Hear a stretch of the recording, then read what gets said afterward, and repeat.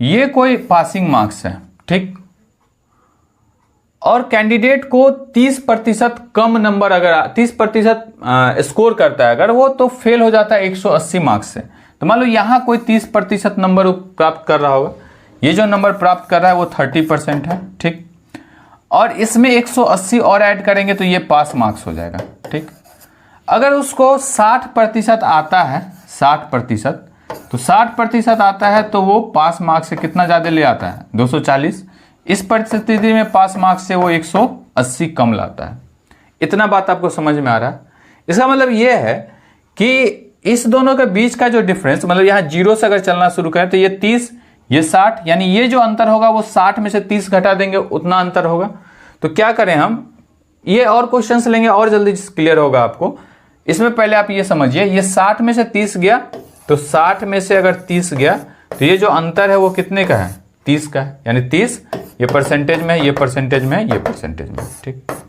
अब देखिए ये मार्क्स 180 है और ये मार्क्स 240 है, तो इस दोनों को जोड़ेंगे तो कितना होगा, 180 और 240 को 8 का 2 420, यानी कि 30% किसके बराबर है, 420 के बराबर है।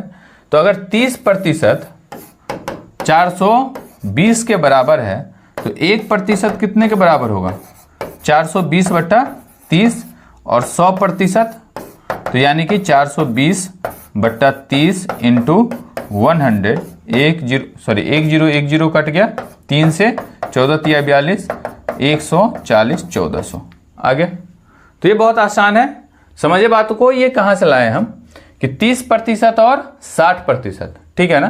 तो ये जो डिफरेंस है, इस दोनों डिफरेंस को निकाल लिए, 60 में से 30, ये दोनों नंबर को जोड़ लिए, और 30% बराबर हो गया किसके, 420 के, तो 1% बराबर 420/30, और फिर 100% मतलब उसको 100 से मल्टीप्लाई कर दिया, तो ये फुल मार्क्स आ गया। तो 1400 अगर फुल मार्क्स हमको आ गया तो पास मार्क्स कितना है, 30% कर दीजिए, 1400 का 30% यानी 3/10, और प्लस 180, 10 कट गया, यानी कि 420 प्लस 180 यानी कि 600। तो ये तुरंत हम लोग इसको फाइंड कर लेंगे।